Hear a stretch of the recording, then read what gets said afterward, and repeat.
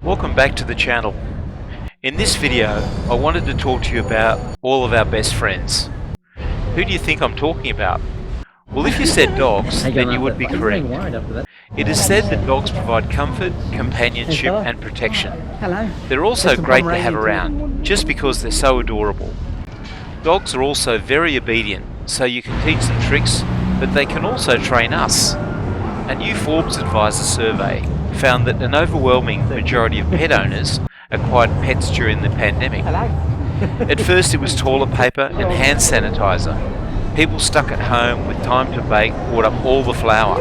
Next came the terrifying shortages of hospital ventilators and ICU beds, and eventually vaccines. Then came the dogs.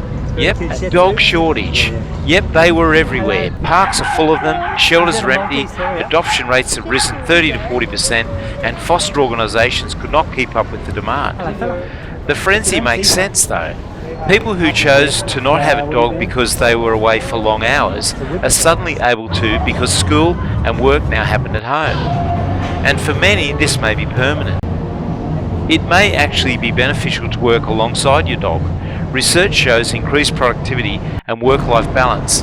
At the very least, many new owners now have the time to bond with and train their new family member. They found a crack of light in the pandemic wall.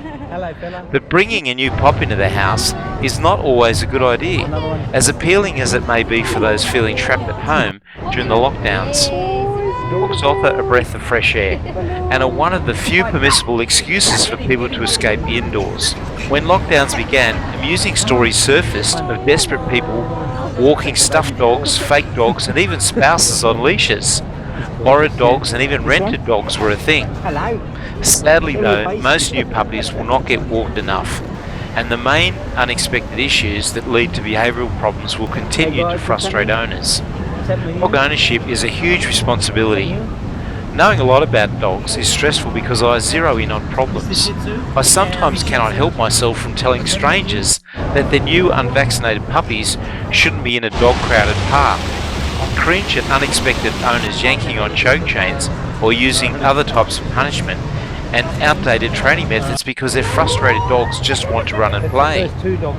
There is also a rise in dog surrenders. This is due in part to impulse purchases of pandemic puppies. I'm sure I've seen this dog and A major concern among canine researchers is that pandemic puppies are not being socialised, which is vital to the future behaviour and emotional well-being of dogs. Typically, very few owners actually formally enrol in training or puppy classes, which are ideal for developing socialising skills. Presumably, lockdown should have worsened this situation for puppies. So what about the dogs at Bonifacio Global City?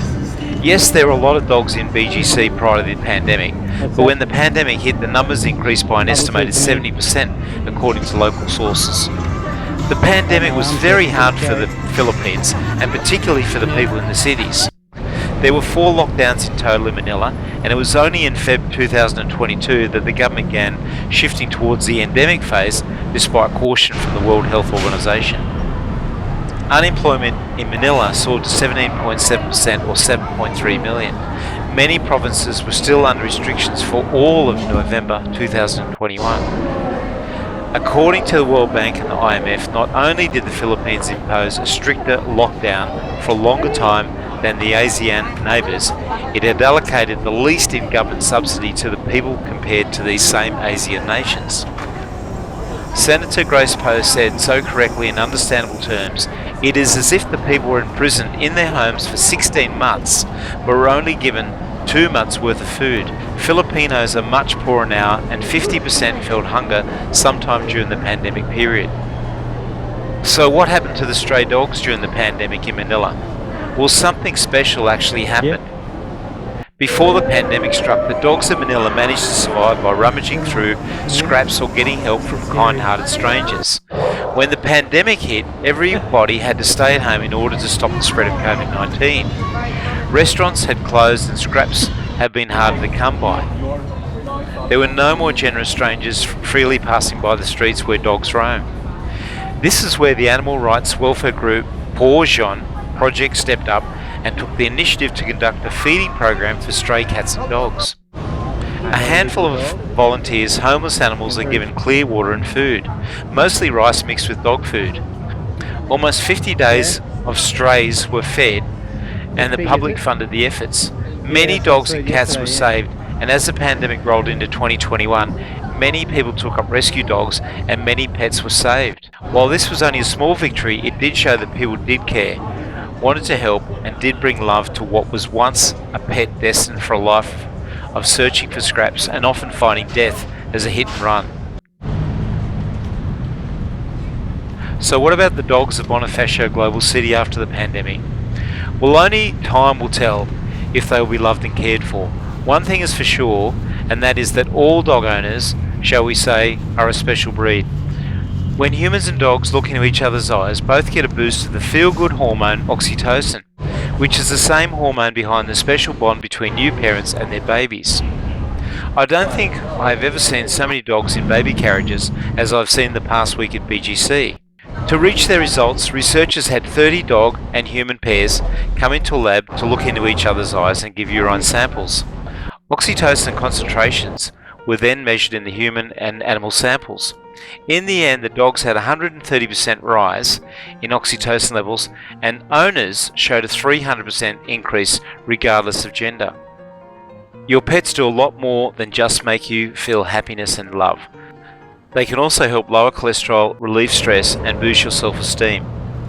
In my time at BGC, my street research has been limited to spending time in the parks and cafes. I have found that it does not take much effort to start a conversation if it involves questions about their dog. What I've also learned is the locals here are happy far beyond anything I remembered back in my last trip in 2019 before the pandemic, and I can only assume this is because of their love and happiness for their dogs. With increased cost of living pressures in all cities, human birth rates are dropping worldwide. In Manila, this is no different. Most Filipinos come from large families, but these cost of living pressures are resulting in smaller families. The dogs of BGC have taken over the prams as well as that spare bedroom department. Pets not only make our lives richer, they also help us to live longer. As much as we take care of them, let's not forget that they find ways to take care of us too.